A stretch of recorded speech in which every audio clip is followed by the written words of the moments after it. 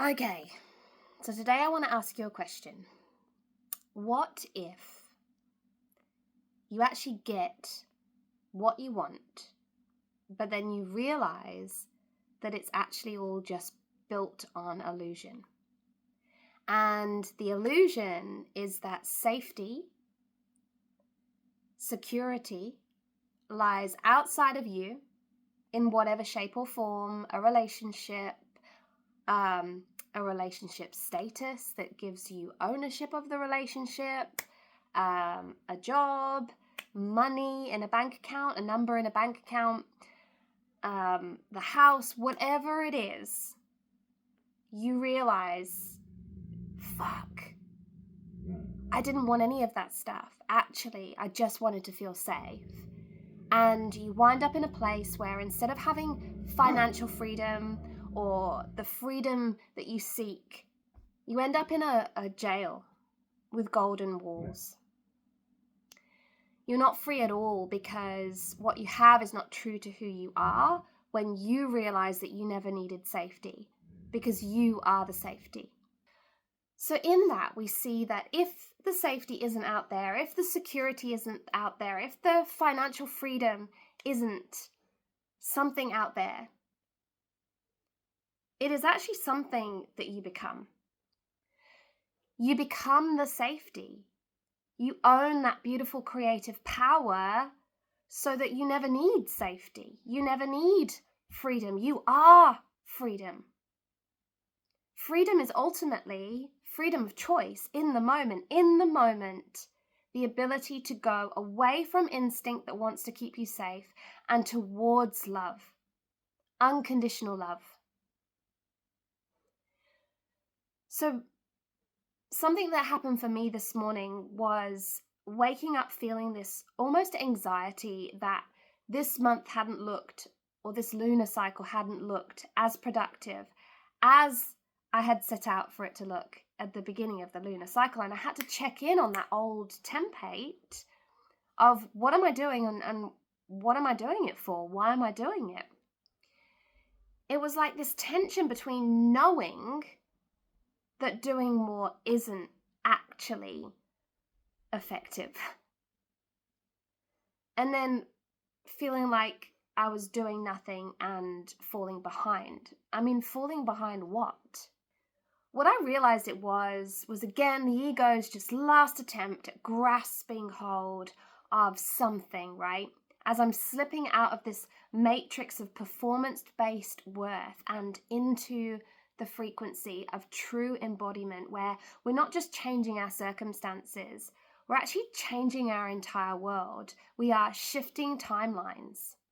So while I didn't launch my retreat and I didn't launch the program, my voice is clearer than it's ever been. I feel so in my power. I've stood up for myself in places where I would normally shrink and stay quiet.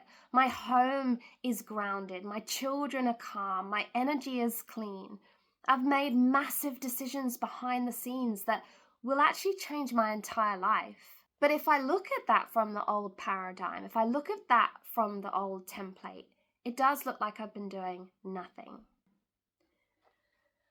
Because we've been taught in that old paradigm that it's the validation out there, right? So we perform, and then in that, we feel like our worth is in our output. But frequency-based embodiment knows the real shift happens in the unseen. It's everything that you're doing in here, within the inner work, the shadow work, the shifting beliefs, the letting go, the surrender. All of that creates change in the unseen, which then moves into the seen at some point if we don't doubt that. So I was thinking this morning that this kind of reminds me of the ancient myth of Horus. Those of you who watch my videos, you know that I love ancient Egypt. I believe that I lived a life through ancient Egypt and that I am an initiate of Isis, bringing her teachings into today. So Horus was the son of Osiris and Isis, and at first, so this is pre-initiation, this is pre-shift. He tries to prove his worth through battle. He wants to dominate. He wants to force. He battles his brother, or some call uncle, Set. But the true Horus, when he awakens to love, when he opens his eyes to love, when his eyes are healed by what I think was his twin flame, Hathor, who was there to awaken him, he fully initiates into true masculinity, and he becomes divine, not through domination, but through the vision, through what he sees, through the balance of his masculine and feminine energies within, and embodied truth. So he goes from being this wounded warrior son, right? This archetype of the warrior, strong, real man, muscular, responsible, fierce, unyielding, to the truth of what masculinity is. The fully initiated son of Isis and Osiris, channeling his divine masculine energy through clarity, presence, co-creation, understanding that his battle was never out there. His battle was always in here. And he doesn't go out and save the princess like the warrior. He's humbled by her. And in that, he reunites within. Pre-initiation Horus was seeking justice through battle. He was trying to win approval through his strength. He was measuring his worth by what he could protect or achieve. And this is symbolic in how he was fighting the shadow, Set, externally. And we all have to go through this initiation, male and female, realizing that masculine energy is shaped by cultural distortion. It's been bent out of shape. We have to walk the path of sacred remembrance and hold the frequency of inner union. And especially as women, know that we are the healer of timelines by refusing to lower our frequency to match this old definition of masculine. Because we all have these energies within, divine masculine, divine feminine, and they're meant to be in balance. When they're in balance, we stop performing for power and we start embodying truth. And this is the shift from fight to frequency, from proving to simply just presence, knowing that it's our resonance that wins in the end. So yes, we can fight our external circumstances, we can perform to validate our worth, and we can simply and probably will change something. But like I said at the beginning, what if you change something and realize that your entire timeline now is built on distortion and what you have doesn't resonate with the truth of who you are? Because awakening is that becoming, the remembering of your truth.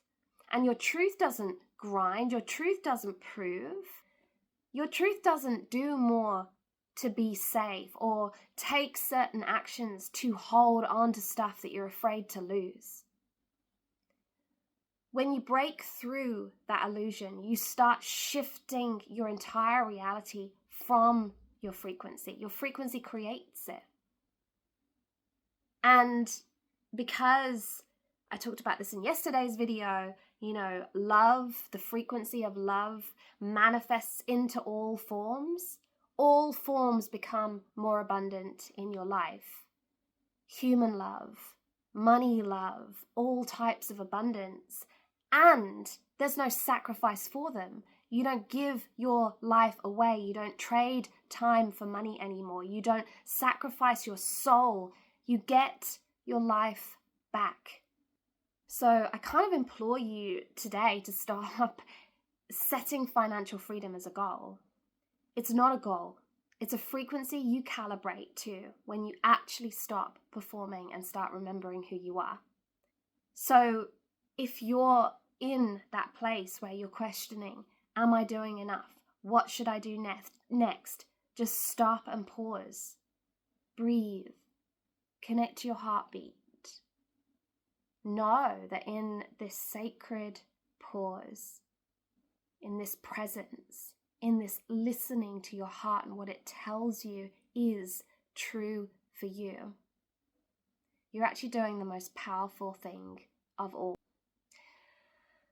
So let this be your permission slip to stop forcing and start feeling. Let your nervous system catch up to the version of you that already has it all, like I talked about in yesterday's video. And if you're walking through a similar rebirth, then let me know in the comments, because you're certainly not alone. Much love.